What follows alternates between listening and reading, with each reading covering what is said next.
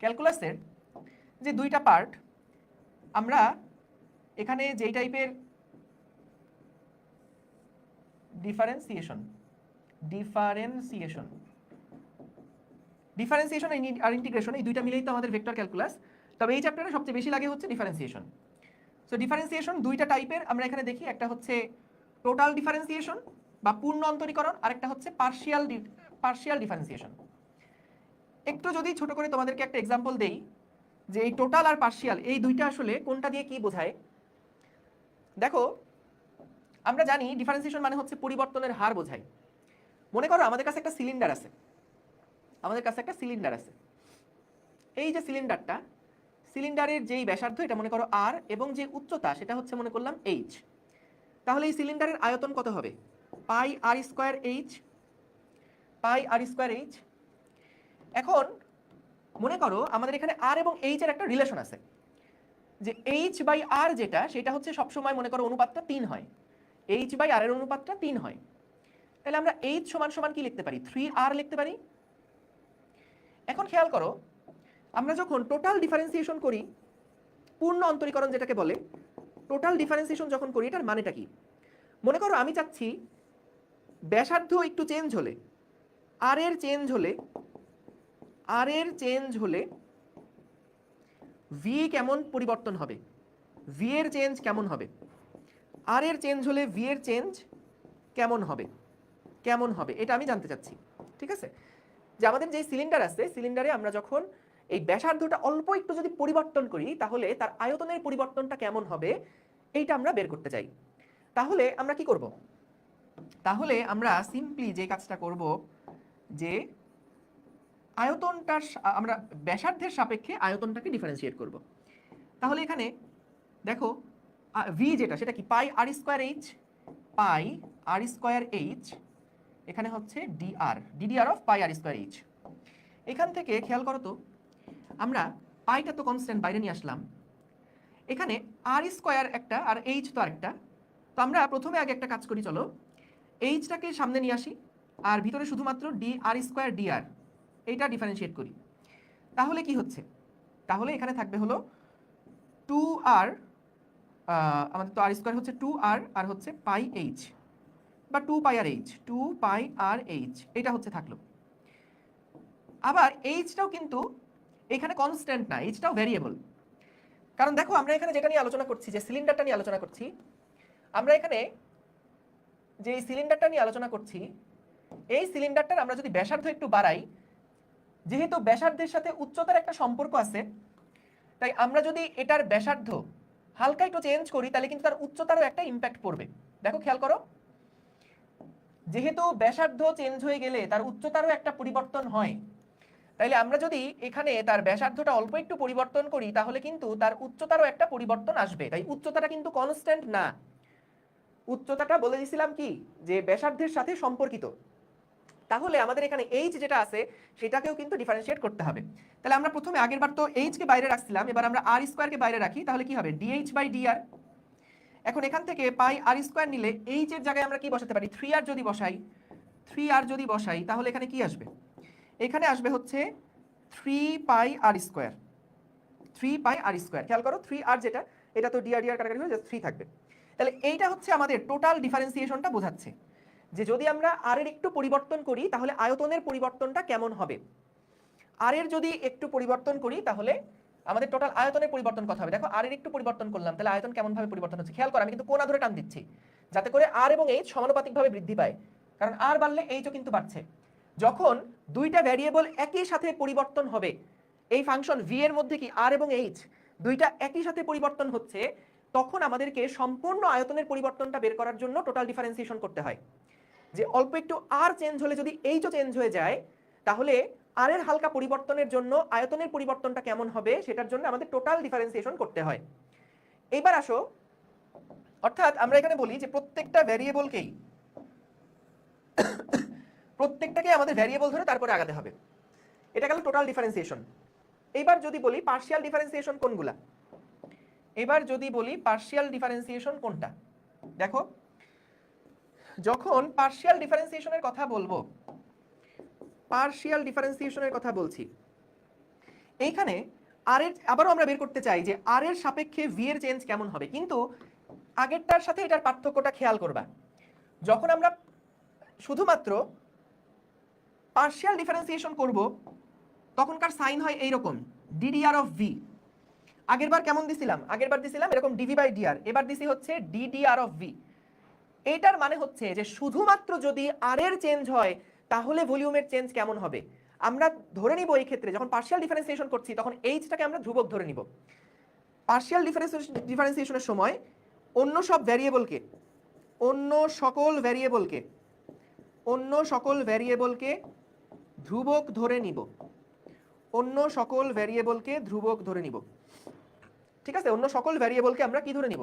ধ্রুবক ধরে নিব। অর্থাৎ এখন দেখো আয়তনের চেঞ্জটা আমরা চিন্তা করব এইভাবে যে আর যদি অল্প একটু চেঞ্জ হয়, দেখো এইচ কিন্তু এখন কনস্ট্যান্ট আছে, খেয়াল করো।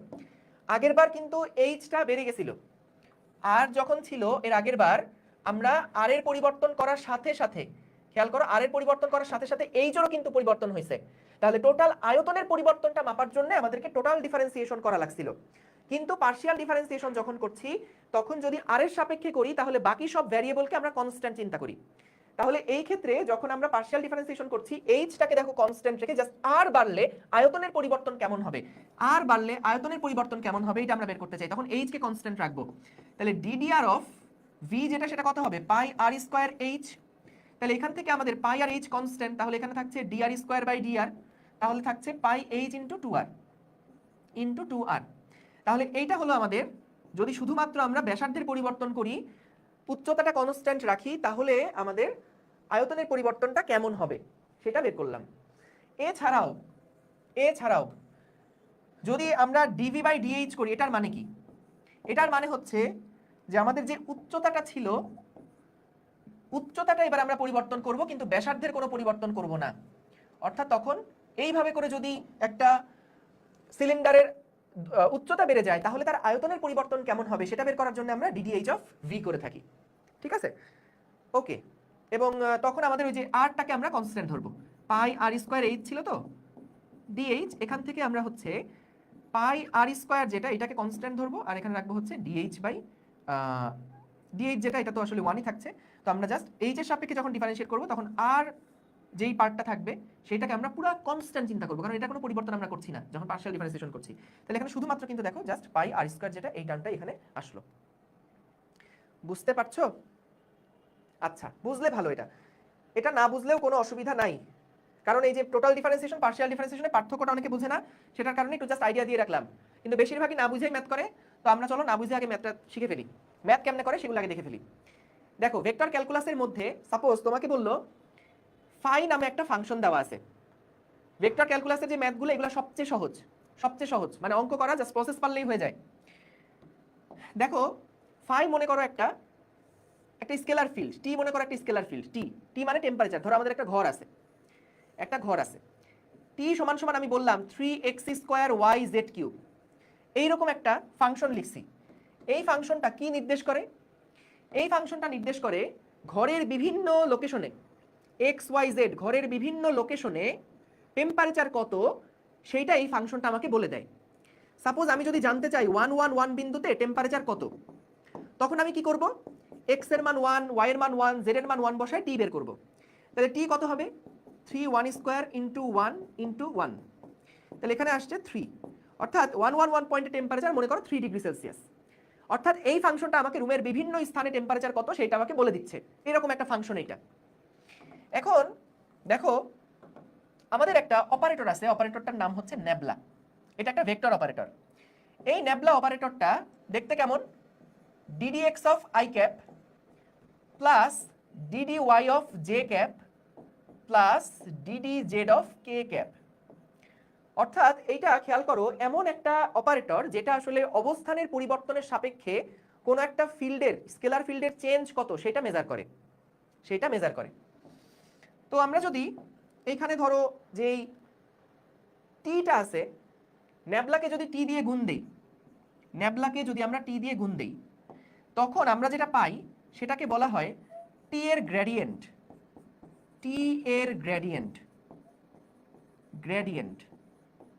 এই অপারেটরের সাথে যদি আমরা হচ্ছে টি একটা স্কেলার ফিল্ড ছিল, দেখো এখানে কোনো আই জে কে কিন্তু নাই। যখন আমরা এই ন্যাবলার সাথে টিটাকে গুণ দিচ্ছি তখন আমরা যেই রেজাল্টটা পাবো আউটকাম হিসেবে সেটা হবে টি এর গ্রেডিয়েন্ট। এখন এই গ্রেডিয়েন্টের ভ্যালুটা কেমন হবে চলো দেখি।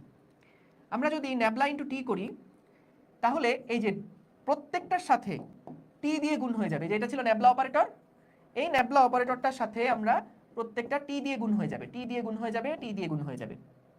তাহলে টি দিয়ে যদি গুণ হয়, খেয়াল করবা কিভাবে করে ডিফারেন্সিয়েশনটা করছি। এটা একবার শিখে যেতে পারলে পুরো চ্যাপ্টারের মধ্যে এটাই সবচেয়ে সহজ পার্ট। টি যেই স্কেলার ফিল্ডটা ছিল এটার মান কত, 3x² y z³ না?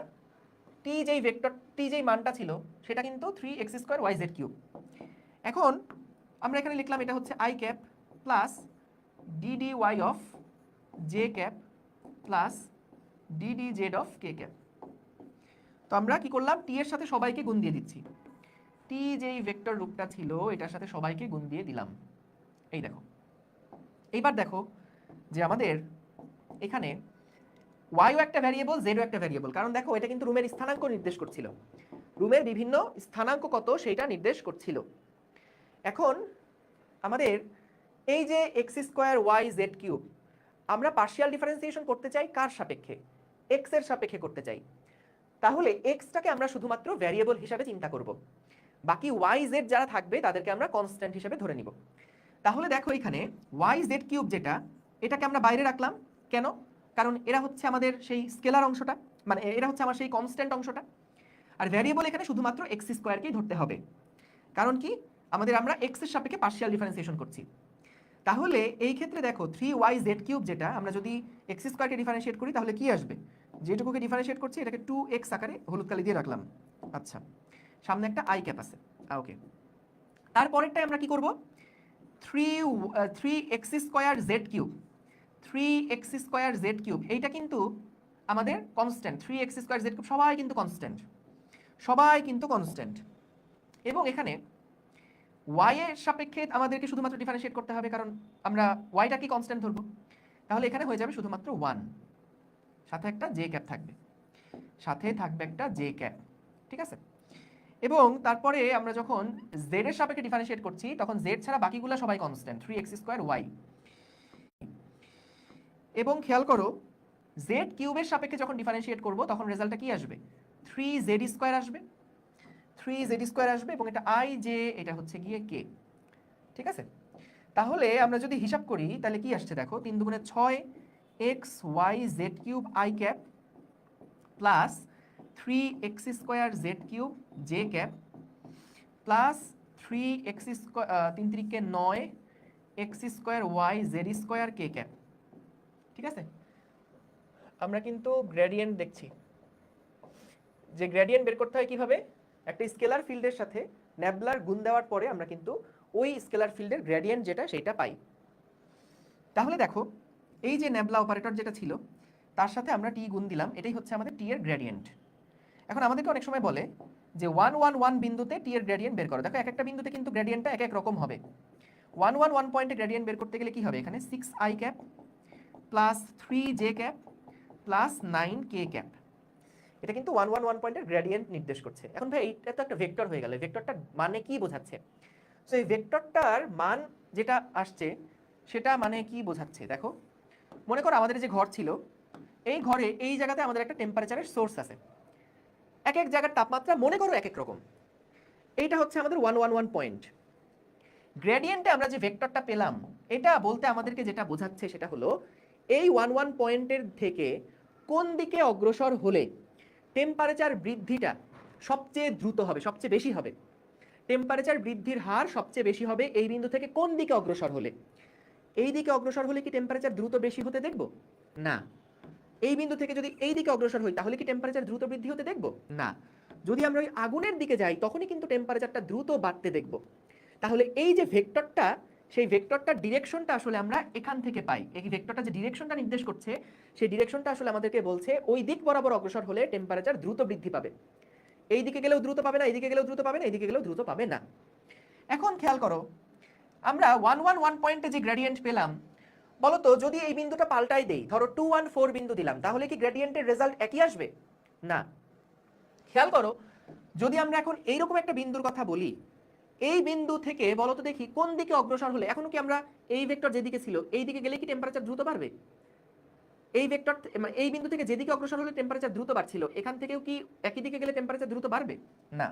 তাহলে যখন বিন্দু পাল্টে যাচ্ছে তখন কিন্তু নতুন একটা ভেক্টর তৈরি হবে যে এখন এই দিক বরাবর অগ্রসর হলে টেম্পারেচার বৃদ্ধিটা দ্রুত হবে। তাই দেখো তুমি যদি এখানে 111 না বসাই, যদি ধরো 101 বসাও, তাহলে কিন্তু এখানে অন্য আরেকটা ভেক্টর তুমি পাবা, অন্য আরেকটা ভেক্টর তুমি পাবা। ঠিক আছে, ঠিক আছে। বা যদি 213 এরকম কোন একটা পয়েন্ট বসাও, ধরো 213 এরকম কোন একটা পয়েন্ট বসাও, তাহলে কিন্তু এখানে ডিফারেন্ট একটা ভেক্টর মান পাবা, দিক পাবা। মানটা কি বোঝায়? মানটা বোঝায় যে ওই স্কেলার ফিল্ডের বৃদ্ধির হারটা কেমন সেটা বোঝায়। আর দিকটা কি বোঝায়? কোন দিকে অগ্রসর হলে আমাদের ওই স্কেলার ফিল্ডটা দ্রুত হিসেবে বাড়ছে। যেমন পুরাটা আরেকবার বলছি, দেখো গ্রেডিয়েন্টের হিসাব করা দুনিয়ার সবচেয়ে সহজ কাজ। কি করব? ন্যাবলা অপারেটরটা দেখছি, এরপরে আমরা বললো যে এই একটা স্কেলার ফিল্ড দেওয়া আছে, এই স্কেলার ফিল্ডের গ্রেডিয়েন্ট বের করো। গ্রেডিয়েন্ট বের করার জন্য ন্যাবলার সাথে টি কে বাংলা গুণ করব, জাস্ট বাংলা গুণ। বাংলা গুণে কি হয়? সবার সাথে সবার গুণ হয়ে যায়। ধরো a plus b plus c সমান এক্স প্লাস ওয়াই, মানে এ ধরো এরকম যখন গুণ হয় a plus b plus c into x plus y, তখন কি করি আমরা? প্রত্যেকের সাথে প্রত্যেকের গুণ হয় না? ঠিক তেমনি যখন আমরা বাংলা গুণ করছি, গ্রেডিয়েন্ট দিয়ে মনে রাখবা বাংলা গুণ, G for gradient, G for গুণ, নরমাল গুণ যেটা সবার সাথে সবার গুণ করে দিব। অর্থাৎ এখানে যে টিটা নিয়ে আসছি, টিটাকে আমরা সবার মধ্যে বসাই দিব, সবার মধ্যে বসাই দিব।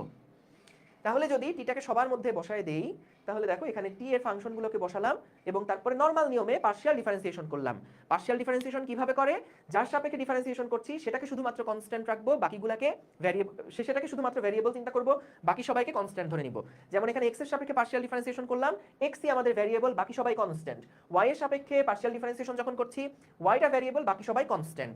ডিফারেন্সিয়েশনের সময় কনস্ট্যান্ট হলে তারা কি সামনে চলে আসে? দেখো সামনে নিয়ে চলে আসছি, সামনে নিয়ে চলে আসছি। সো ওয়াই এর সাপেক্ষে ডিফারেন্সিয়েশন করে 1 আসছে, এখানে এক্স এর সাপেক্ষে ডিফারেন্সিয়েট করে আসছে 2x, এখানে আমাদের z এর সাপেক্ষে ডিফারেন্সিয়েট করে আসছে 3z²। তাহলে আমরা একটা রেজাল্ট পেলাম। এখন দেখো এক একটা বিন্দুতে বিভিন্ন x y z, এক একটা বিন্দুতে তুমি গ্রেডিয়েন্টের মান এক এক রকম পাবা, দিক এক এক রকম পাবা। এটার মানে কি বোঝাইছে? যদি আমাদের এই টেম্পারেচার মানে যে স্কেলার ফিল্ডটা, এটা দিয়ে যদি টেম্পারেচার নির্দেশ করে, এটা দিয়ে যদি টেম্পারেচার নির্দেশ করে, তার মানে কি বিভিন্ন বিন্দুতে আমি টেম্পারেচার বের করতে পারবো। x y z এর মান এক একটা বসালে আমি টেম্পারেচারের মান কত সেটা পেয়ে যাবো, এটা আগেই দেখালাম। এখন টেম্পারেচারের গ্রেডিয়েন্ট বলতে আমরা কি বুঝি? টেম্পারেচারের গ্রেডিয়েন্ট বলতে আমরা বুঝি যে এই ভেক্টরটা আমাদের আসলো, ধরো 111 পয়েন্টে এইরকম একটা ভেক্টর রাশি আসলো, এই ভেক্টরের কি মান আছে, দিক আছে। সো এটা দিয়ে কি বোঝায়? টেম্পারেচারটা একটা স্কেলার ছিল, সেটাকে গ্রেডিয়েন্ট করলে একটা ভেক্টর পেলাম, এই ভেক্টরটা দিয়ে কি বোঝায়? ভেক্টরটার মান আমরা যেটা বোঝাই সেটা হচ্ছে যে টেম্পারেচারের বৃদ্ধিটা কি রেটে হচ্ছে, কত রেটে টেম্পারেচারের বৃদ্ধি হচ্ছে। আমরা যখন এক একক দূরত্ব আগাচ্ছি সামনে, মানে এক একক দূরত্ব আগানোর জন্য টেম্পারেচারের বৃদ্ধিটা কতটুকু পরিমাণে বাড়ছে, সেটা আমাদেরকে এই মানটা দিয়ে বোঝায়। আর দিকটা দিয়ে কি বোঝায়? যে কোন দিকে অগ্রসর হলে টেম্পারেচার বৃদ্ধিটা সবচেয়ে বেশি হবে। যেমন এখান থেকে একটা এক্সাম্পল দিলাম যে এই বিন্দু থেকে তুমি কোন দিকে অগ্রসর হলে টেম্পারেচার দ্রুত বাড়বে? এই দিকে অগ্রসর হলে না, এইদিকে। এইদিকে কোন দিকে অগ্রসর হলে টেম্পারেচারের বৃদ্ধিটা সবচেয়ে দ্রুত হবে? তো আমরা ওই ভেক্টরটা দিয়ে কিন্তু এটাই বুঝলাম যে কোন দিকে অগ্রসর হলে টেম্পারেচারটা দ্রুত বাড়বে। এবং এক একটা এক্স ওয়াই জেড এর জন্য কিন্তু এই ডিরেকশনটা এক এক রকম হবে। যেমন দেখো এটা একদিকে ভেক্টর আছে, এই ভেক্টরটা আরেক দিকে, কারণ এই বিন্দুতে আমাদের ভেক্টরটা কিন্তু অন্য একটা দিকে হবে, মানে অন্য একটা দিকে রওনা দিলে আমরা টেম্পারেচার বৃদ্ধিটা দ্রুত দেখতে পারবো। ঠিক আছে, তাহলে এটা গেল গ্রেডিয়েন্ট। এবার আসো আমরা দেখি ডাইভারজেন্স। ডাইভারজেন্স এটার অঙ্ক করা আরো সহজ। মনে রাখবা D for divergence, D for dot গুণ, দুইটা কিন্তু মিলে গেছে, D for divergence, D for dot গুণ। ডাইভারজেন্স কার হয়? ডাইভারজেন্স আমরা করতে পারি একটা ভেক্টর ফিল্ডের, একটা ভেক্টর ফিল্ডের, ভেক্টর ফিল্ডের, ভেক্টর ফিল্ডের ডাইভারজেন্স বের করা যায়। কারণ দেখো ডট গুণ যেহেতু করতে হবে, ন্যাবলা তো নিজে একটা ভেক্টর, তাহলে অবশ্যই আরেকটা তো ভেক্টর লাগবেই। তো মনে করলাম আমাদের কাছে একটা ভেক্টর ফিল্ড আছে, সেটা হচ্ছে ভি। ভি একটা ভেক্টর ফিল্ড আছে। মনে করো এই ভেক্টর ফিল্ডটা হচ্ছে 2x² yi cap plus 3xy² z j cap plus xyz³ k cap. হ্যাঁ, এরকম একটা মনে করো আমাদের কাছে ভেক্টর ফিল্ড আছে। এই ভেক্টর ফিল্ডটায় তুমি যদি ভি এর মান 1 1 1 বসাও, এটার মানে কি বোঝাবে? এটার মানে বোঝাবে যে 1 1 1 বিন্দুতে, 1 1 1 বিন্দুতে বায়ু প্রবাহের দিক কোন দিকে। সাপোজ আমরা এই ভিটা দিয়ে বোঝাচ্ছি বায়ু প্রবাহ, কোন একটা ঘরের মধ্যে বায়ু প্রবাহর মান কোন বিন্দুতে কেমন সেটা আমরা বোঝাচ্ছি এই ভি দিয়ে। যে ধরো এই ঘরের মধ্যে 111 পয়েন্টে বায়ু প্রবাহের মান কত, দিক কত, সেটা আমি এই ফাংশনের মধ্যে বসালে পেয়ে যাব। ধরো এই পয়েন্টের মান হচ্ছে 213, তাহলে এই পয়েন্টে আমি যদি এক্স এর মান 2 বসাই, ওয়াই এর মান 1 বসাই, জেড এর মান 3 বসাই, একটা ভেক্টর পাবো। ওই ভেক্টরটা নির্দেশ করবে যে ঘরের ওই বিন্দুতে আমাদের বায়ু প্রবাহের মান কত, দিক কোন দিকে। ঠিক আছে, এটা তাহলে একটা বায়ু প্রবাহ নির্দেশ করছে, বায়ু প্রবাহ নির্দেশ করছে। এখন খেয়াল করো যে আমাদের ভেক্টর ফিল্ডের ডাইভারজেন্স আমরা বের করতে চাই। সো ভেক্টর ফিল্ডের ডাইভারজেন্স এটা বের করার জন্য, এটা দিয়ে কি বোঝায় সেটা একটু পরে বলছি। দেখো ভেক্টর ফিল্ডের ডাইভারজেন্স কেমনে বের করে আগে দেখি। তো আমাদের নেবলা যে অপারেটরটা আছে, নেবলা অপারেটর হচ্ছে ddx of i cap plus ddy of j cap plus ddz of k cap dot, এইখানে আসো v যেই ভেক্টরটা নিছো, এই v ভেক্টরে তোমার হচ্ছে কি করতে হবে, ডট গুণ করতে হবে। তাহলে দেখো যদি ডট গুণ করি তাহলে এখানে কি করতে হবে, i এর সাথে i এর ডট গুণ করতে হবে, কারণ ডট তো এখন তার বাংলা গুণ না যে সবার সাথে সবার গুণ করতে হবে। যেহেতু ডট গুণ, তাহলে i এর সাথে i এর গুণ, j এর সাথে j এর গুণ, k এর সাথে k এর গুণ করতে হবে। তাহলে খেয়াল করো ddx এর সাথে গুণ করতে হবে 2x স্কয়ার i কে। আচ্ছা, তারপরে কি আছে, dy এর সাথে আমাদের j এর সহগ যেটা আছে সেটাকে গুণ দিতে হবে, তাইলে এটাকে গুণ দিব। এরপরে আসো ddz, এটার সাথে আমাদের গুণ দিতে হবে xyz কিউবকে, xyz কিউবকে। তাহলে দেখো যদি আমরা এখানে গুণ করি তাহলে কি আসছে, এখানে আসবে হচ্ছে 4xy, ঠিক আছে, x স্কয়ারকে ডিফারেন্সিয়েট করলে আসতেছে 2x, তাহলে 4xy প্লাস y কে ডিফারেন্সিয়েট করলে আসছে 3 দুগুণে 6xyz প্লাস z এর সাপেক্ষে ডিফারেন্সিয়েট করলে আসছে 3xyz কিউব, z স্কয়ার। ঠিক আছে, ডিফারেন্সিয়েট করলাম, তাহলে দেখো আমরা কিন্তু এখানে এখন i j k নাই, তাহলে এটা একটা স্কেলার রাশি নির্দেশ করছে, এবং ডট গুণ করলে তো আমরা স্কেলারই পাওয়ার কথা। তো এখান থেকে নেবলা ডট ভি যেটা পাচ্ছি, নেবলা ডট ভি যেটা পাচ্ছি সেইটা কিন্তু আসলো কত, আমাদের একটা স্কেলার ফিল্ড এখানে থেকে নির্দিষ্ট হচ্ছে। তাহলে দেখো বিভিন্ন পয়েন্টেও কিন্তু আমরা এবার এক্স ওয়াই জেড এরকম বিভিন্ন পয়েন্টে কিন্তু আমরা এবার ডাইভারজেন্স বের করতে পারবো। এবং যেহেতু এটা স্কেলার তার মানে পজিটিভ নেগেটিভ ম্যাটার করবে, অর্থাৎ এটা একটু লিখে নাও খাতায়, যখন এই ডাইভারজেন্সের ভ্যালুটা যদি 0 হয় এটাকে আমরা বলি একটা সলিনয়েডাল ফিল্ড, এইটাকে আমরা বলি হচ্ছে সলিনয়েডাল ক্ষেত্র। যদি নেবলা ডট ভি এর ভ্যালুটা আসে পজিটিভ, 0-র চেয়ে বড় আসে, তাহলে আমরা এটাকে বলি যে ডাইভারজেন্সটা পজিটিভ, তার মানে আসলে বায়ু প্রবাহটা ছড়িয়ে পড়ছে, আয়তন বেড়ে যাচ্ছে, এভাবে করে বলা হয়, আয়তন বেড়ে যাচ্ছে বা ঘনত্ব কমে যায়, ঘনত্ব কমে যায়। কিসের আয়তন, কিসের ঘনত্ব?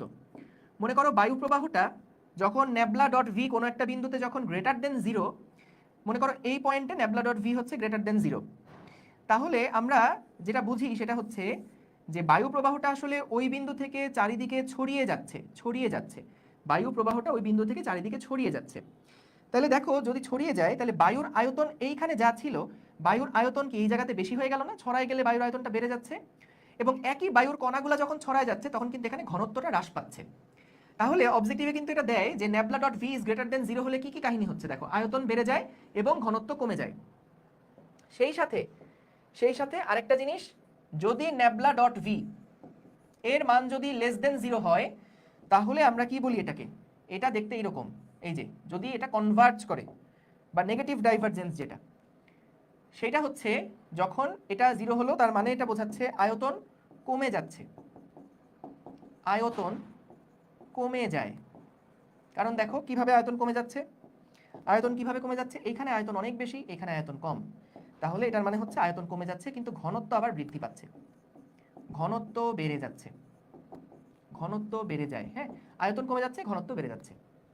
ঠিক আছে, এটা হচ্ছে আমাদের যখন আমরা ডট গুণ করছি তখনকার কথা প্রকাশ পাচ্ছে। ঠিক আছে, ওকে। তাহলে খেয়াল করো বিভিন্ন বিন্দুতে কিন্তু আমরা পজিটিভ পেতে পারি, বিভিন্ন বিন্দুতে নেগেটিভ পেতে পারি, ডিপেন্ড করছে কি কোন বিন্দুতে আমরা ডাইভারজেন্স বের করতে চাই তার উপরে।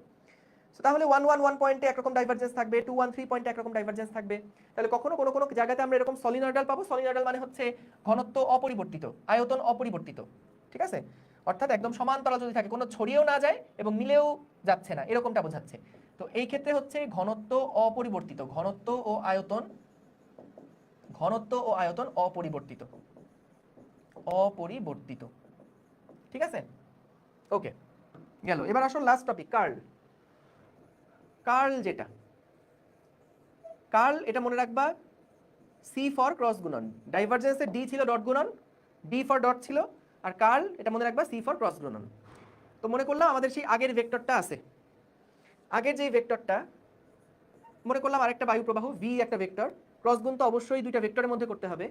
তো একটা ভেক্টর হচ্ছে 2xi plus 3yj minus 4k, এরকম একটা বায়ু প্রবাহ মনে করো আছে আমাদের কাছে, ঠিক আছে, 4zk। ঠিক আছে, এখানে আমি বিভিন্ন xyz এর মান বসাবো এবং সেই মানের জন্য আমাদের বেগটা ওই জায়গাতে কত, ওই বিন্দুতে কত, সেটাই আসলে প্রকাশিত হবে। যেমন আমি যদি বলি 111 পয়েন্টে বেগ কত, বায়ু প্রবাহের মান কত, তাহলে এখানে সেটা হচ্ছে 2i plus 3j minus 4k। ঠিক আছে, আচ্ছা এবার দেখো যে কার্ল যখন করব তখন কি করতে হয়, nabla cross V, nabla cross V curl গুণনের ক্ষেত্রে। তাহলে এখান থেকে দেখো যখন কার্ল গুণ করছি তখন ক্রস গুণ, তাহলে ক্রস গুণ কেমনে করে, I cap J cap K cap. তাহলে প্রথমে ন্যাবলা নিয়ে আসতে হবে, ন্যাবলা হচ্ছে ডিডি এক্স, তারপরে হচ্ছে ডিডি ওয়াই, তারপরে হচ্ছে ডিডি জেড, এবং ভি যেটা আই এর সাথে আছে 2x, এটা হচ্ছে 3y, এটা হচ্ছে মাইনাস 4z। তাহলে এখান থেকে আমরা যদি ক্রস গুণ করি তাহলে দেখো আই ক্যাপ কমন রাখলে কি হবে, ডিডি ওয়াই এর সাথে 4z গুণ হবে, ডিডি জেড এর সাথে 3i গুণ হবে। তাহলে এখানে দেখো মাইনাস 4z এর সাথে dy এবং এই ডিডি জেড এর সাথে 3y, নর্মাল নির্ণায়ক যেভাবে করে সেটা করছি, ডিডি জেড এর সাথে 3yটা গুণ হবে। ওকে, এবার আসো minus J cap, minus J cap. So minus J cap মানে হচ্ছে ডিডি এক্স এর সাথে গুণ দিব হচ্ছে মাইনাস 4z কে, মাইনাস ডিডি জেড এর সাথে গুণ দিব হচ্ছে 2x কে।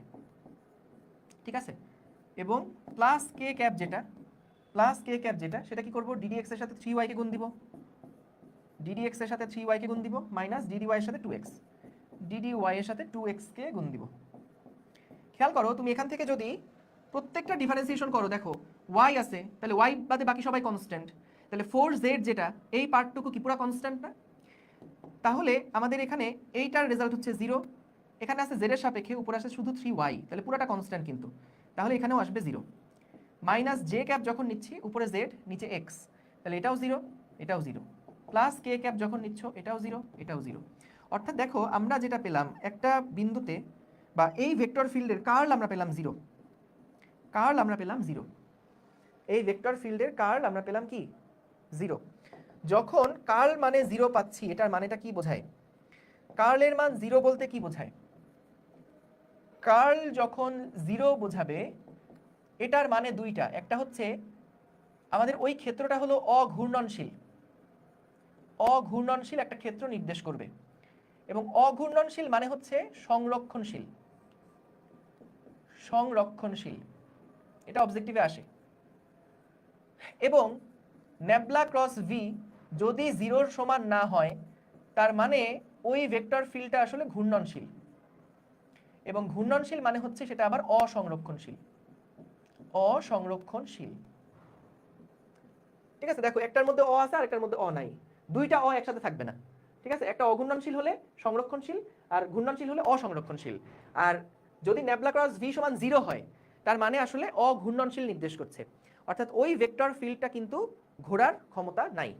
ঠিক আছে, তাহলে দেখো যখন এটা আমরা কিন্তু ক্রস গুণ করার পরে কি পাবো, নরমালি যদি ক্রস গুণ করি ন্যাবলার সাথে ভি এর ক্রস গুণ করার পরে যদি এটা 0 না হয় তাহলে কি হবে, একটা ভেক্টর পাবো না, সামথিং আই ক্যাপ, ধরো যে এরকম একটা ভেক্টর পেলাম, যে কিছু একটা আই ক্যাপ পেলাম প্লাস জে ক্যাপ পেলাম প্লাস কে ক্যাপ পেলাম। এখন কথা হচ্ছে যে যদি এটা 0 না হয় তাহলে যে আই জে কে পাচ্ছি এটার মানে কি বোঝায়, আসলে এই ডিরেকশনটা কোন দিকে ডিরেকশন বোঝায়, এইটা মানে বোঝায় যে কোনো একটা ক্ষেত্র মানে ওই জায়গার যে বায়ু প্রবাহ সেইটা আসলে ঘূর্ণনশীল এবং এই ঘূর্ণনের কৌণিক বেগের ডিরেকশনটা নির্দেশ করে, এটা নির্দেশ করে কৌণিক বেগের ডিরেকশন, কৌণিক বেগের দিক নির্দেশ করে, কৌণিক বেগের দিক নির্দেশ করে। ঠিক আছে, কৌণিক বেগের দিক নির্দেশ করে। যেমন নদীর স্রোতের কথা যদি বলি, সাপোজ পাড়ের দিকে তো আমাদের বেগ কম থাকে, যত মাঝ বরাবর নদীতে যাওয়া হয় তত বেগ আস্তে আস্তে বাড়তে থাকে, তাহলে এটা কিন্তু একটা বেগের একটা ভেক্টর ফিল্ড, বেগের একটা ভেক্টর ফিল্ড। তাইলে বেগের যে ভেক্টর ফিল্ডটা আছে, এই ভেক্টর ফিল্ডের মধ্যে আমরা যদি একটা লাঠিকে রাখি, এই লাঠিটা কি আসলে ঘুরতে পারবে নাকি পারবে না, সেই জিনিসটা প্রকাশ করা যায় হচ্ছে আমরা কার্ল করে। কার্ল করলে আমরা হচ্ছে যদি দেখি কার্ল 0, তার মানে হচ্ছে কি এটা একদম সোজা চলে যাবে, মানে ঘূর্ণনশীল হবে না। কিন্তু যদি আমি এটাকে মাঝখানে রাখি তখন কি হবে, এই লাঠিটা দেখা যাবে একটু পরে যখন এখানে আসবে তখন কিন্তু একটু ঘুরে সামনের দিকে আগাবে। আরও যখন এটা সামনে আগাবে তখন দেখা যাবে এটা হয়তো আরও একটু ঘুরে সামনের দিকে আগাইছে। তো এইটাই যে ঘূর্ণন প্রবণতা আছে এটার একটা, এই জায়গার বেগটার যে একটা যে কোনো বস্তুকে ঘোরানোর একটা প্রবণতা আছে, সেইটা দিয়েই আসলে সেটাই আমরা কার্ল আছে কি নাই সেটা দিয়ে বুঝি। কার্ল যদি 0 হয় তাহলে ঘূর্ণন প্রবণতা নাই, সেটা কোনোভাবে ঘোরাতে পারবে না। যদি 0 না হয় তাহলে ওই জায়গার একটা ঘূর্ণন প্রবণতা আছে।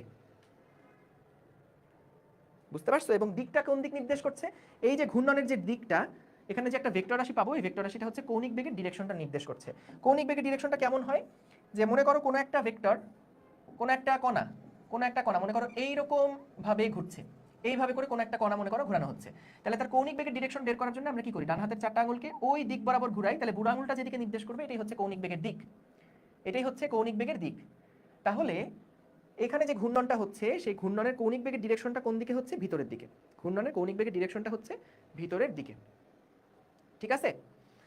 ওকে, আজান আমার এখানে এখনো দেওয়া শুরু হয় নাই, আমি আজান দিলে সাথে সাথে ছেড়ে দিব। ঠিক আছে? ওকে, তাহলে আমরা এখান থেকে কার্ল, গ্রেডিয়েন্ট, ডাইভারজেন্স এই জিনিসগুলোও দেখে ফেললাম। Very good.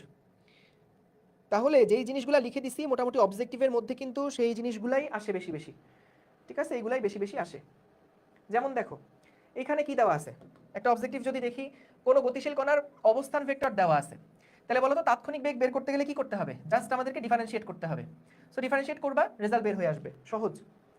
পরেরটায় যাচ্ছি, কি বললো, কোনো গতিশীল কণার কোনো মুহূর্তের অবস্থান ভেক্টর দেওয়া আছে, আর ভেক্টরের ক্ষেত্রটা কি, সলিনয়েডাল, অঘূর্ণনশীল নাকি ঘূর্ণনশীল। তাহলে এটা কিভাবে তুমি বের করবা, যে সলিনয়েডাল কিনা সেটা বের করার জন্য ডাইভারজেন্স চেক করতে হবে, অর্থাৎ নেবলা ডট আর করে দেখবা 0 কিনা।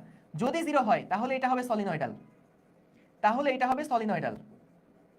তারপরে দেখবা ক্রস গুণ করে, যদি ক্রস গুণ করে 0 হয় তাহলে এটা হবে ঘূর্ণনশীল, তাহলে এটা হবে অঘূর্ণনশীল, কারণ ঘোরাতে পারছে না, যে ওমেগাটা 0, অঘূর্ণনশীল। ঠিক আছে? তাহলে এটা দুইটা করতে হবে, ডাইভারজেন্স করতে হবে, কার্ল করতে হবে, করে দেখবা কি আসে। সহজ, 15 সালের প্রশ্ন। তারপর এটা কি বলছে, একটা ভি দেওয়া আছে, বলছে ডাইভারজেন্স ভি বের করতে, তার মানে কি করতে হবে, নেবলা ডট ভি করে ফেলবো, তারপরে দেখবা গুণ করে কি আসে। একদম সহজ, এই প্রবলেমগুলো যা আছে সবগুলোই একেবারে ইজি। তারপরটা দেখি কি বলছে, কোন ভেক্টরের ডাইভারজেন্স হলো, ডাইভারজেন্স যখন বের করা হয় তখন কিন্তু আমরা কি রাশি পাই, স্কেলার ক্ষেত্র পাই, একটা স্কেলার ক্ষেত্র ওখান থেকে আমাদের চলে আসে। তারপরে কি বলে দেখো, ভেক্টর ভি কখন সলিনয়েডাল হবে, যখন ডট গুণফল শূন্য বা ডাইভারজেন্স শূন্য। ঠিক আছে? তো এরকম সহজ সহজ প্রশ্ন আছে, এগুলা দেখবা। এই যে কার্ল শূন্য হলে কি বোঝায়, কার্ল শূন্য হলে আমাদের হচ্ছে ওইটা অঘূর্ণনশীল এবং সংরক্ষণশীল দুইটাই। ওকে, ভেরি গুড। আমরা চলো কিছু সিকিউ প্রবলেমের মধ্যে যদি যাই। আচ্ছা, এখানে কি আছে, কোন প্রবাহীর আয়তনের পরিবর্তন নির্ণয় ডাইভারজেন্সের ভূমিকা আছে কিনা। দেখো আমরা দেখলাম না একটু আগে, ডাইভারজেন্স যদি পজিটিভ হয় তাহলে আয়তন বাড়ে, ডাইভারজেন্স যদি নেগেটিভ হয় আয়তন কমে যায়। তাহলে ওই জিনিসটাই এখানে লিখে দিতে সুন্দর করে, এটা একটু পড়ে ফেলবা। আচ্ছা, তারপরে সৃজনশীল, এগুলোর মধ্যে কি আছে দেখো, দুইটা ভেক্টর দেওয়া, এ দেওয়া, বি দেওয়া, বলছে উদ্দীপকের এ এবং বি ভেক্টরের লম্ব দিকে একটা একক ভেক্টর নির্ণয় করো। তাহলে এটা তো আমরা এ ক্রস বি করে ফেলবো। তারপর এটা কি, উদ্দীপকের সি ভেক্টরের কার্লের ডাইভারজেন্স শূন্য হবে কিনা। সি ভেক্টরের কার্লের ডাইভারজেন্স, এটা মানে কি, দেখো সি একটা ভেক্টর আছে, এই ভেক্টরের যখন কার্ল করব তখন কার্ল কেমনে করে, নেবলা ক্রস সি করে। এই কার্ল করার পরে এটা একটা ভেক্টর রাশি আসছে, কিন্তু এটা নতুন একটা ভেক্টর রাশি তুমি পাইছো, সেইটার ডাইভারজেন্স করবা। ডাইভারজেন্স মানে কি, নেবলার সাথে ডট গুণ করে দেখবা। সো এটা দেখতে হবে এটার মানটা কত হয়। তো এটাই আমাদের চেক করে বলতে হবে যে ভেক্টরের কার্লের ডাইভারজেন্স কি শূন্য হয় কি না। লাস্ট সিকিউ দেখো, দেওয়া আছে একটা ভেক্টর, বলছে 2 1 -1 বিন্দুতে গ্রেডিয়েন্ট বের করো। আমরা করলাম না একটু আগেই, যে নেবলা আর এ এগুলার যদি গ্রেডিয়েন্ট করি তাহলে কি ddx এর সাথে ওই এ ভেক্টরগুলোকে লিখে ফেলবো। এ যেই পুরো টার্মটা আছে, পুরো টার্মটা দেখো, যেহেতু আমাদের বলছে যে এর গ্রেডিয়েন্ট বের করতে, দাঁড়াও এখানে তো একটু ভুল আছে, এখানে একটু ভুল আছে, একটা ভেক্টর ক্ষেত্রে তো আর গ্রেডিয়েন্ট হয় না, এটা সম্ভবত ডাইভারজেন্স বের করতে বলছিল, এটা এখানে প্রশ্নে কোনো কারণে ভুল হয়েছে। কারণ ভেক্টরের কি আর গ্রেডিয়েন্ট হয় নাকি, গ্রেডিয়েন্ট হয় কার, স্কেলারের গ্রেডিয়েন্ট হয়। তাহলে এর ডাইভারজেন্স বের করতে বলছিল এখানে। ঠিক আছে, এর ডাইভারজেন্স বের করতে হবে। তাহলে যদি ডাইভারজেন্স বের করতে হয় তাহলে আমাদের এই এ ভেক্টরের সাথে ডট গুণ করে ফেলতে হবে। তাহলে হয়ে যাবে, ডট গুণ করতে পারবা। এরপরে বললো গাণিতিক বিশ্লেষণের সাহায্যে দেখাও যে এ ভেক্টরটি সলিনয়েডাল নাকি সংরক্ষণশীল হবে।